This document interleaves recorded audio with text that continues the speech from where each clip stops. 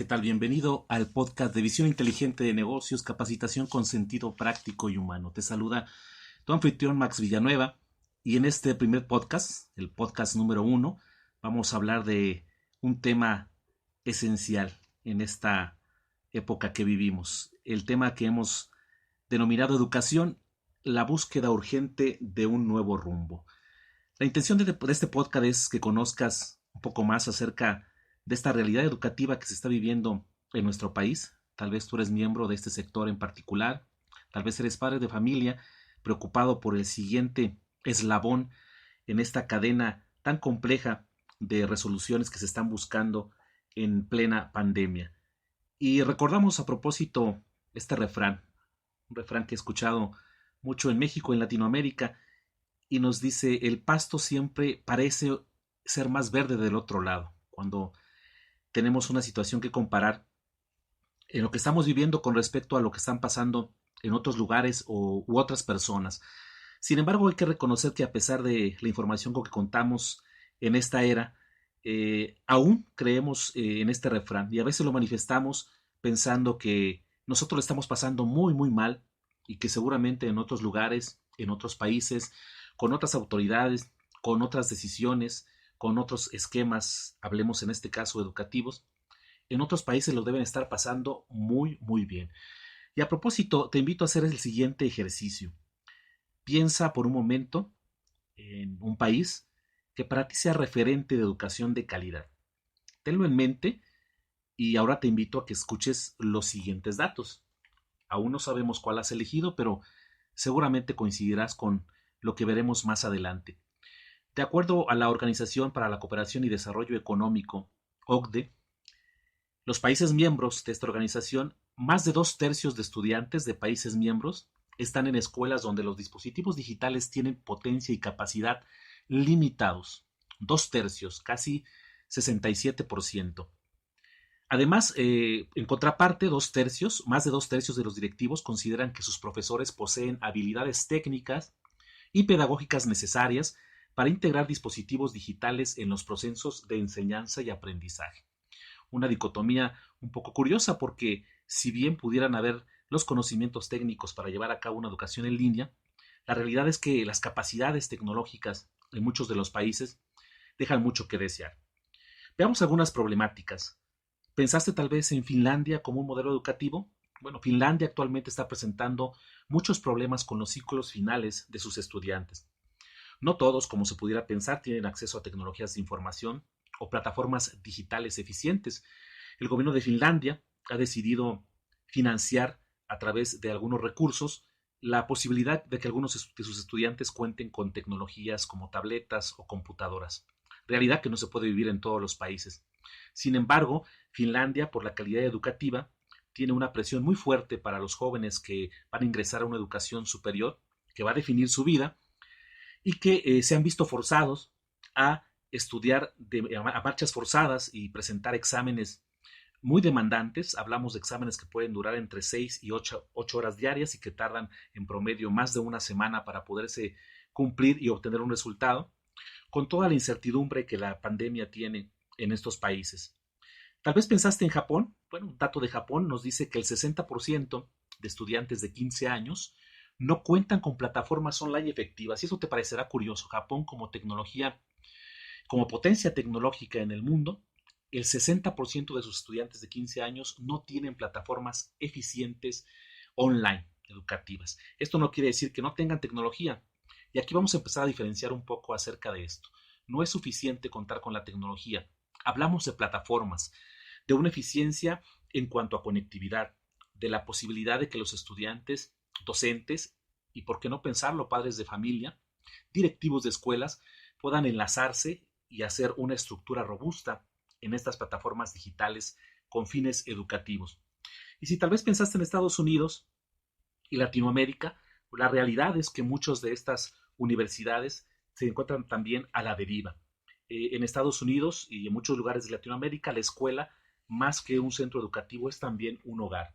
Muchos estudiantes en Norteamérica están viviendo la incertidumbre de su educación y para ellos la escuela era el lugar donde podían conseguir alimentos. Actualmente esa posibilidad se ha visto cerrada ante la inhabilitación operativa cotidiana de muchas escuelas. Como verás, entonces, la realidad no es tan alentadora y tal vez el pasto de nuestro jardín ya se pueda ver de manera muy similar al jardín de nuestros vecinos.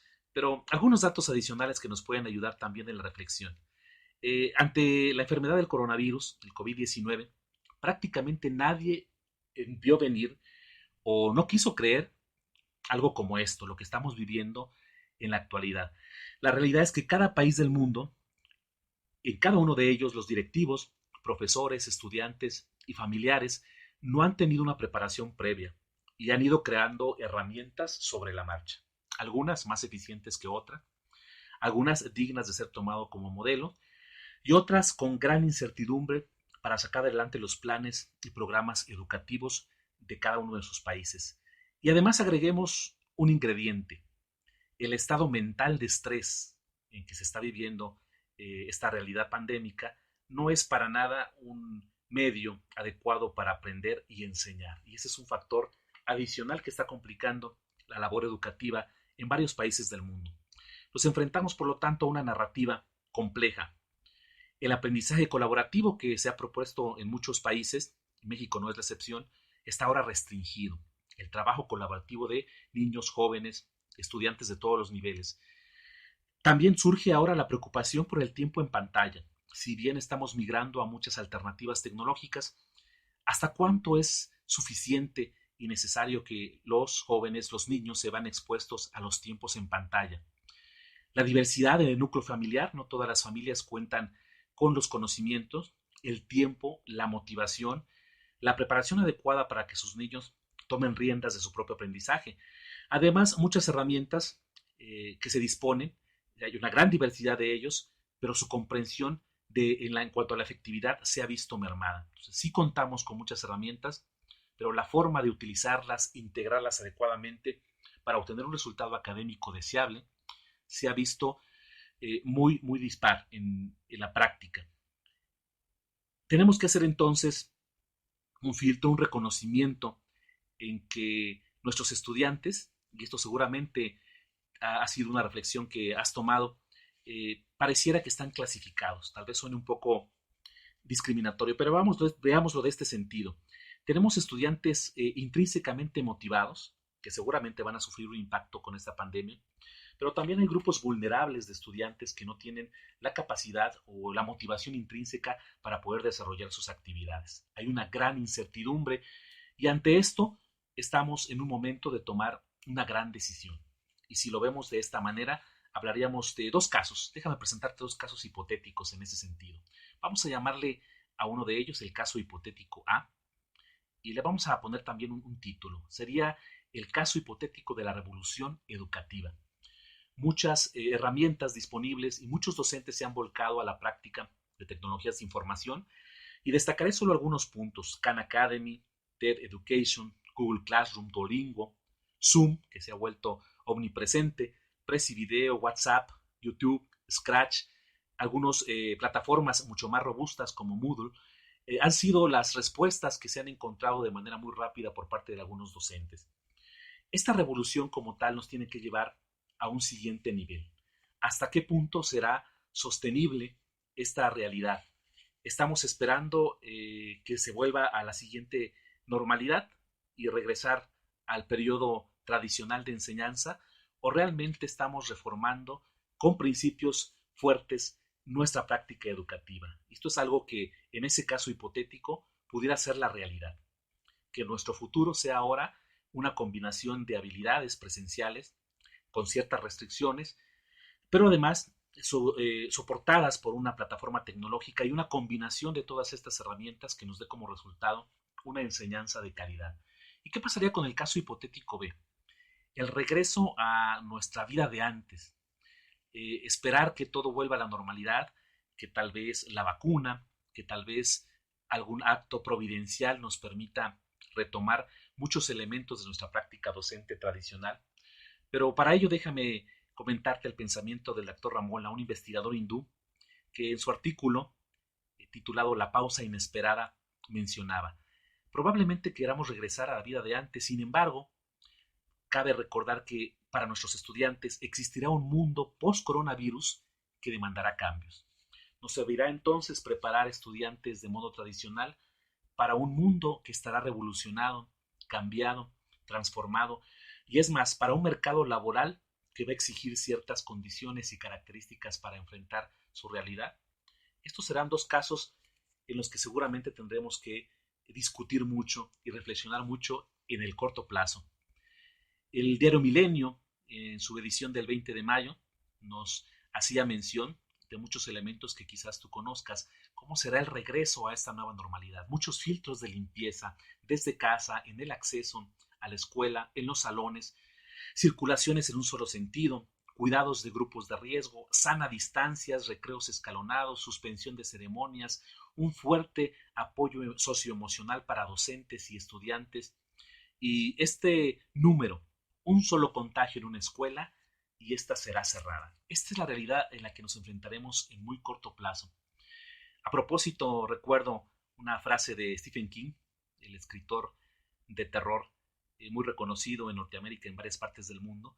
Y en su libro Mientras escribo, donde él narra sus experiencias como escritor, cómo viene esa inspiración, ponía como ejemplo una experiencia personal con un tío que se dedicaba a la reparación y gustaba de reparar muchas cosas en casa. Y aunque fuera algo muy sencillo, siempre llevaba su caja de herramientas. En alguna ocasión le preguntaba, tío, si nada más necesitas un desarmador, ¿para qué traes toda la caja de herramientas? Y él le respondía, bueno, cuando me enfrento a un problema, en realidad no sé qué es lo que me voy a encontrar. Imagínate que nada más traigo un desarmador y que después me doy cuenta que necesito una pinza de cierta característica. Tendré que regresar por ella, volver a venir a reparar y después me doy cuenta que necesito algún elemento adicional. Es mejor traer tu caja de herramientas y no necesitar todas que venir con una sola o con la que siempre has usado, esperando que el problema se pueda resolver solo con esta. Esto tal vez es algo que va a ser muy similar a la realidad que muchos docentes van a vivir. Necesitamos una caja de herramientas. Si esta será útil o no, al menos tendremos la seguridad de que la tenemos a la mano. Este es el cierre de esta edición, la edición número 1 de Educación, en el podcast que hemos denominado Educación y la búsqueda urgente de un nuevo rumbo. Este podcast forma parte de la empresa Visión Inteligente de Negocios, capacitación con sentido práctico y humano. Este podcast puedes escucharlo, te invito a compartirlo. Si tú no tienes una relación directa con este tema, tal vez conozcas a alguien, algún familiar cercano, algún compañero que pueda interesarle. Suscríbete, te invito a suscribirte al podcast, solicitar un resumen de este podcast en PDF, donde podrás tener los datos más relevantes. Te invito a que me escribas al correo vingeneral001@gmail.com. Vin se escribe con V, Vin General, que es una abreviatura de Visión Inteligente de Negocios, vingeneral001@gmail.com. Solicita informes y también conoce nuestros planes de capacitación en plataformas, opciones que te puedan abrir esta caja de herramientas de la que ya hablábamos. Te invito a seguir con los podcasts, seguiremos hablando de muchos temas educativos, de desarrollo empresarial y desarrollo humano. Por lo pronto me despido, esperando que este podcast haya sido de tu agrado, nos invite a la reflexión y también, claro, puedas compartirme vía correo electrónico tus ideas y tus pensamientos. Un saludo.